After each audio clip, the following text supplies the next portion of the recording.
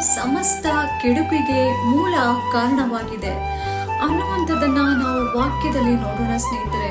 ಅಷ್ಟೇ ಮಾತ್ರವಲ್ಲ, ಹಣವನ್ನ ನಂಬಿ ಎಷ್ಟು ಜನ ಅವರು ತಮ್ಮನ್ನು ತಾವು ಮೋಸ ಮಾಡಿಕೊಂಡ್ರು, ಹಾಗೂ ಹಣದ ಹಿಂದೆ ಹೋಗಿ ಅವರು ಪಟ್ಟಂತ ನಷ್ಟಗಳು ಏನು ಎಂಬುದಾಗಿ ನಾವು ಈ ದಿವಸ ವಾಕ್ಯದ ಮುಖಾಂತರ ನಾವು ತಿಳ್ಕೊಳ್ಳೋಣ. ಮೊದಲನೇದಾಗಿ ನಾವು ನೋಡ್ಬೇಕಾದ್ರೆ ಬಿಲಾಮನನ್ನ ನಾವು ನೋಡ್ಬೋದು ಸ್ನೇಹಿತರೆ. ಇಲ್ಲಿ ನೋಡಿ, ಬಿಲಾಮನು ಕಂಡವರ ಸ್ವತ್ತಿಗೆ ಆಸೆ ಪಟ್ಟು ಕೊನೆಗೆ ಖಡ್ಗದಿಂದ ಹತನಾಗಿ ಹೋಗ್ತಾನೆ.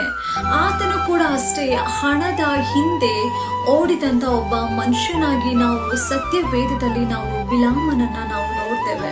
ಆತನಿಂದ ನಾವು ಕಲಿತುಕೊಳ್ಳುವಂತ ಪಾಠ ಏನಪ್ಪಾ ಅಂತಂದ್ರೆ, ಯಾವತ್ತೂ ಕೂಡ ಹಣದ ಹಿಂದೆ ಓಡಬಾರದೆ ವಿನಃ ದೇವರನ್ನ ನಂಬಿ ದೇವರ ಹಿಂದೆ ಓಡುವವರಾಗಿರಬೇಕು ಎಂಬುದನ್ನ